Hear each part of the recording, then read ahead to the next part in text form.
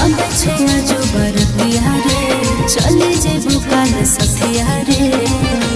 दुल्हा सिंदूर ले तो हाथ संग सुपारी के साथ दुल्हा सिंदूर ले तो हाथ संग सुपारी के साथ पगली उखाड़ी ले दीवानी सिंदूर ले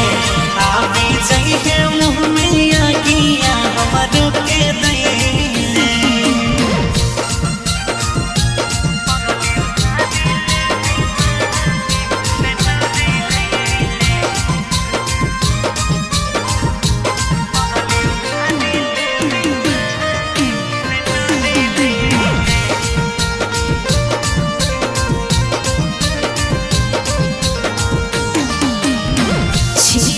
जबूर जाना सोची है ज्यादा रे दिलवा तोरे के हमर रहो मेरा रे गे जा अखियाँ के सोझा बैठभी दोसरा संगे मारवा जियाते जी मर जैतौ पगलाया बरवा दुल्हा माथे रहतौ मोर बाजा बजतौ जब बेजोर दुल्हा माथे रहतौ मोर बाजा बजतौ जब बेजोर पगली उखाड़ी ले दीवानी सिंदूर ले आवी जाइए मुँह में आगिया हमारो के दे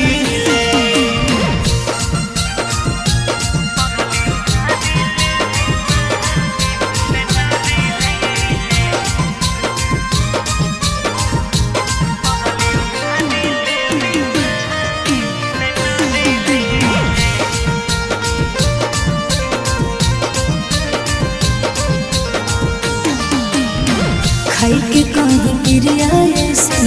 करम भी नहीं काम रे मेहंदी से लिखलो हाथ पर सैया जी के नाम रे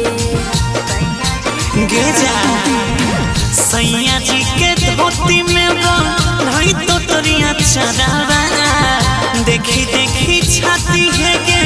पीठ तो बेचरावा